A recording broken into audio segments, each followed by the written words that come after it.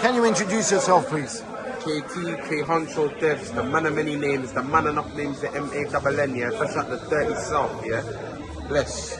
Okay, so off camera, me and you were just talking, and I'm blown away by your age, because you just done some bars for us, and you're beyond your years. Peace. So, do you want to tell everyone how old you are? Yeah, man, I'm 17, I'm an 08 baby. You get me, 18 soon, so you get me with the most of that.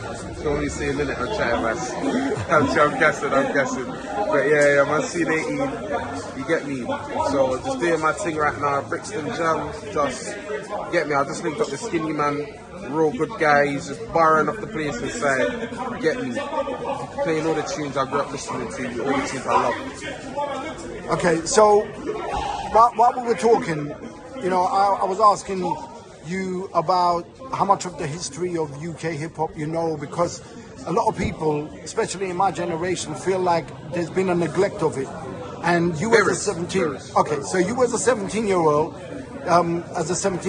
give me your side and I would what say you think. I discovered hip-hop at 7.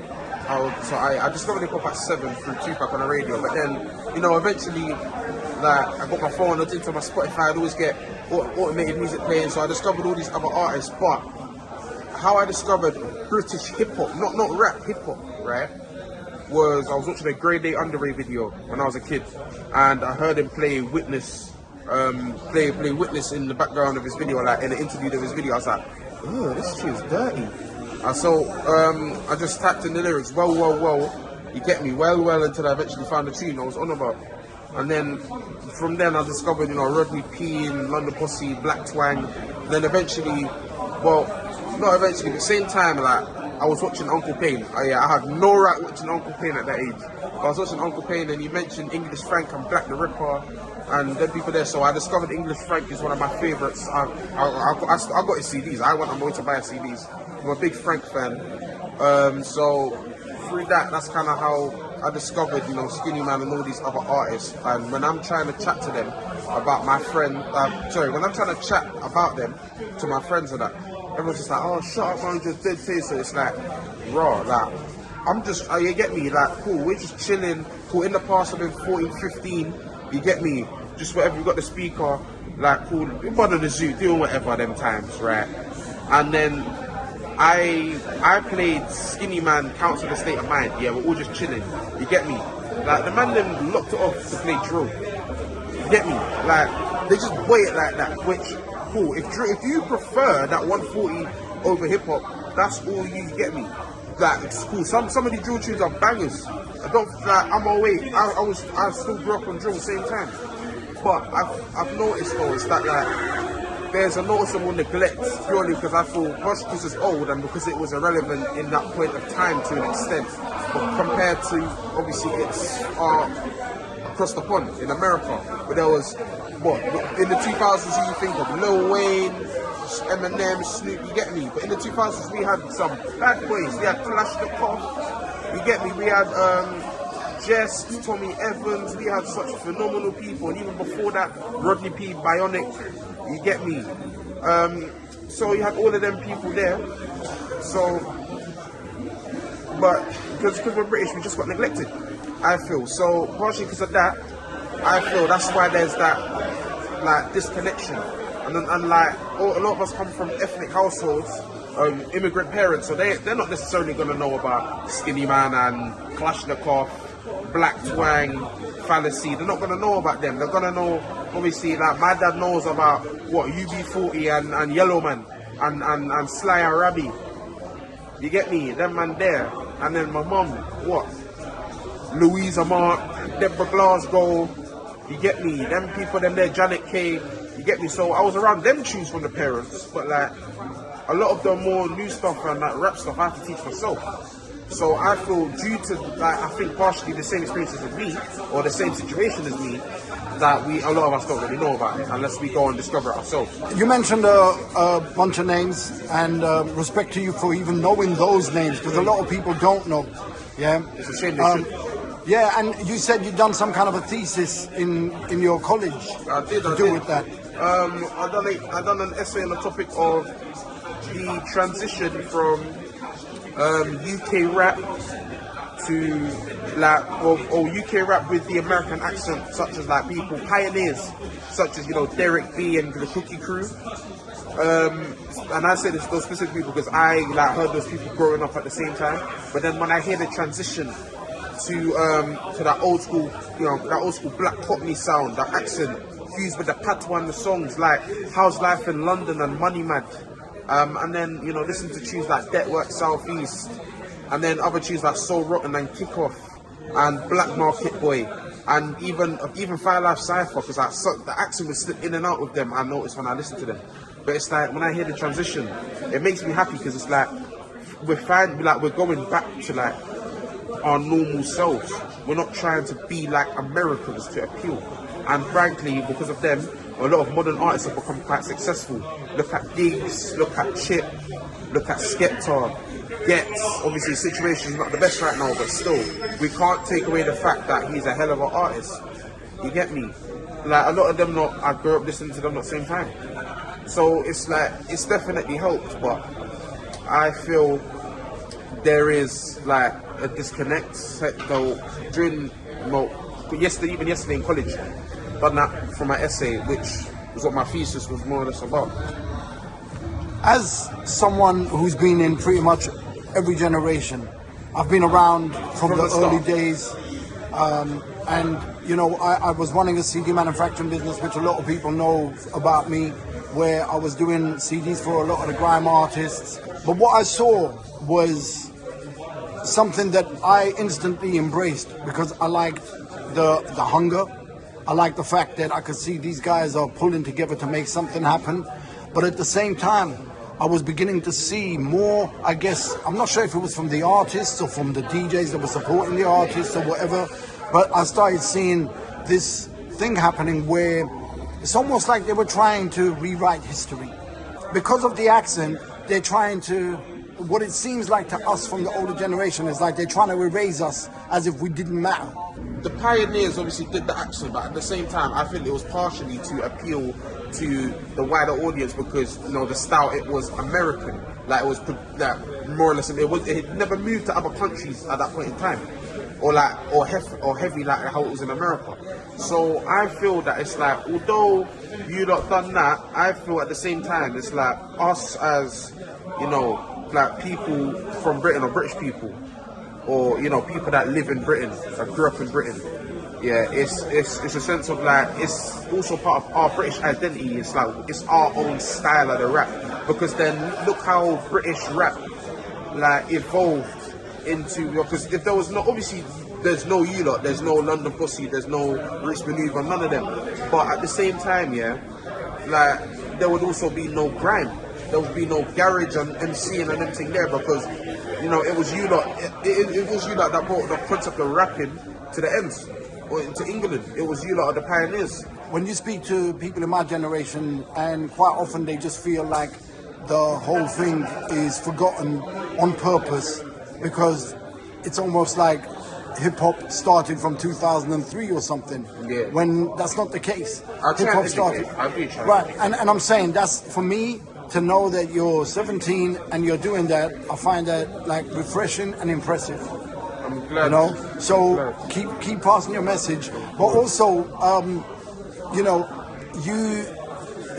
you just done a little performance. It was dope. Like I have to say that myself. I say it on camera. I don't say that to everything and everybody that jumps on, but I'm saying it to you. It was dope.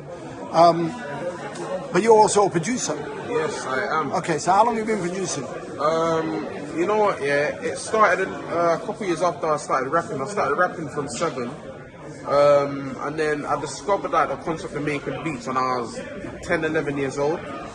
But I would say, yeah, this is very specific, but my mum got me lessons. Well, both my parents chipped in, got me lessons at Brick Kids. So that's why I learned to use all the proper software and things.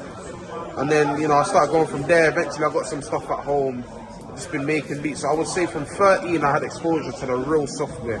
But from the age of 10, that's when like I started, making beats on Splice, that free Splice and BandLab and all of them thing there. So okay. Yeah, about 13. So from then on up until 17 now, nearly 18. Okay. So someone, I'm going to refer to, when I speak to like people from my generation and maybe even a couple of generations after, at least one generation after, it feels like it's like the football thing. A lot of people play football now because they know there's big money in it. Yeah. And a lot of them also feel that it's the same for music. The people are getting into music for the money and not because they feel it in their soul. When we got into rapping or when we got into any kind of music, bro, there was no money. We didn't even think about money. We didn't care. And as a 17-year-old, you probably should understand that concept. But I'm speaking to young artists that their priorities, I want to buy Mumsy a house and I want to get rich. I want to be like 50 Cent. I want to be, do you understand? There's always that aspect as well. See me, I say it's a bit of both. Because at the same time, I've always hated school. I've loathed school. You and me both. I've always loathed it. You get me? I hacked it. You get me? All these years, you know, kicked out cool when I was younger, rare. Nearly got kicked out in secondary. All of them things there, of course.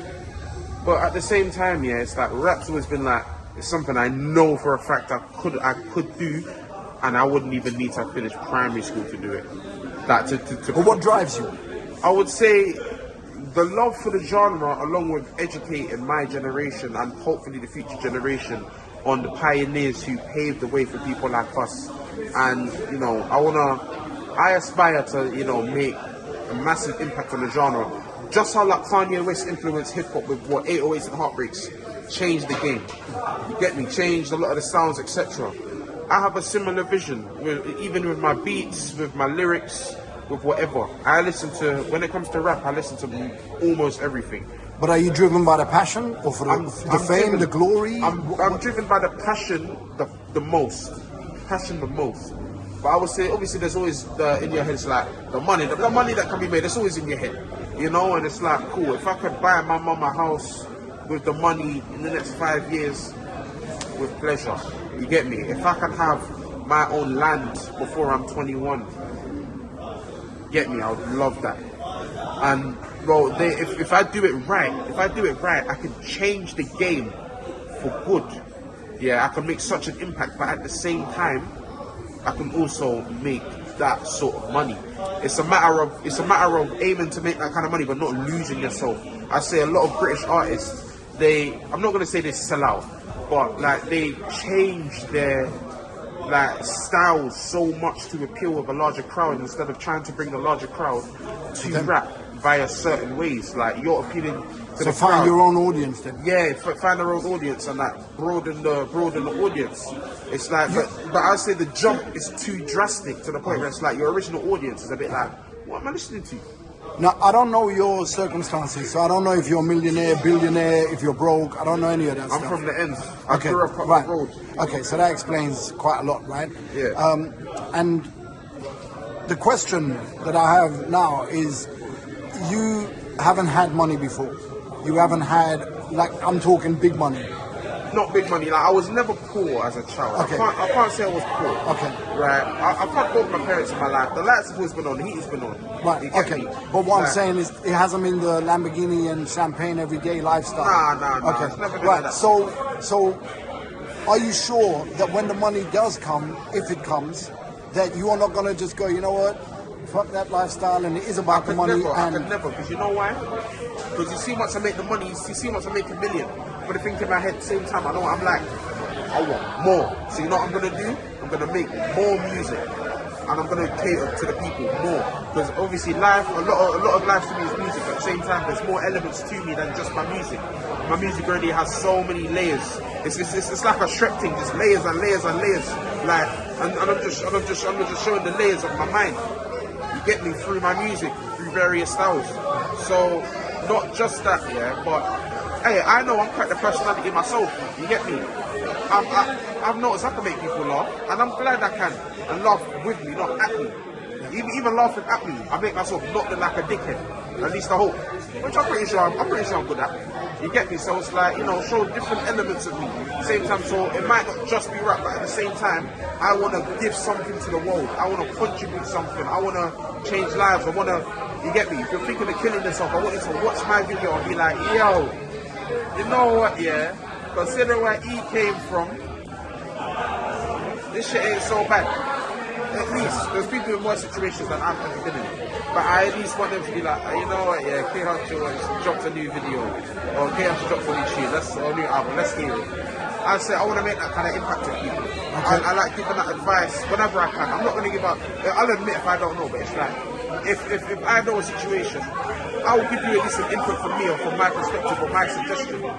Yeah, I'm just like that. Alright, wicked. Alright, do you have any final words? You know what? Yeah. I'm from Kennington, I grew up in Kennington. I don't beef anywhere. You understand? It's like this whole beefing thing is where man are from is air. Yeah, cool. Right. My man from here has beef with a man from there. Let it be between them two. It's like, bro, like it's one thing shanking and buying them and cook, that's one thing, you get me? But why are you gonna do such severe things over petty bullshit? Either chat it out, yeah, and if that don't work, then fine, fight it out like men, bro. It's a bit wet. It's a bit like, oh this guy pissed me off. I can't just go stab him instantly. Like cool. That a man has to move like a pagan for you to even want to think of slicing him up, binding him up. But the thing, I feel like they're just very stab happy, very trigger happy nowadays, and they're very territorial over what area that your mum's renting, Ruby. That your mum's barely affording to rent for something you love. You get me? Don't do this to yourself. And I've just watched it happen, and I've watched. You get me? But I haven't watched no one die. You get me? I'll admit that I'm lucky enough to never have seen that. But the thing is that like I watched the oldest from my block. It's like he's in jail. He's unfortunately not with us anymore, and it's sad because like them lot were talented artists at the same time, and I grew up on their music. You get me? So it's a bit like don't bother with it, man. Just do your thing, you get me? Make your money. If you gotta shot your food to make your bread, shot your food to make your bread. But just don't like always be considerate. Yeah, always be considerate of next people. If people say it's a dog eat dog world, it doesn't have to be. But you continue to make it. That's all I gotta really say, man. Just I've love for the people. I appreciate you, bro. Yes. From someone who is almost 60 to someone who is 17, I think the world would be a better place with a lot more people thinking the way you're thinking, and like sometimes when I speak to parents of children, they're like, I give up on my children because it's a lost cause. So, the children are not listening and whatever. So whoever's raised you has done a good job. If you're thinking like that and it comes from the heart, that's I would a say good just job. experience builds empathy. And I thought I was a very observant child. So I could kind of like figure things out a lot of the time. So a lot of man them like, I clocked from the start like, wow, this gang life is boring, it's deep. Then obviously when I learned a bit more about it, naturally as you do, especially as a kid in the ends, it's a bit like, bro, it's dark. And then I hear, oh, he's gone to jail, oh, he's been stabbed, oh yeah, he's been this, he's been that, oh, man, I got chased down, swear down. Oh, you get me? It's a bit like, that's air. All because of what? Not all because of where it's from, but like, it's very territorial. Are we dogs? Are we dogs? We are human beings. You get me? If you got to slice up a pig, you got to slice up a pig. But it's like, think twice, like, is it really worth me slicing him up? Yeah, if he's that much of a nerd, just punch him up. Punch him up and call it a day, innit? If he keeps going on, I'm not going to say what else. You get me? If he keeps going on, but like, I don't think it should be the first, like, right, let's buy it. Oh. Give it a rest first.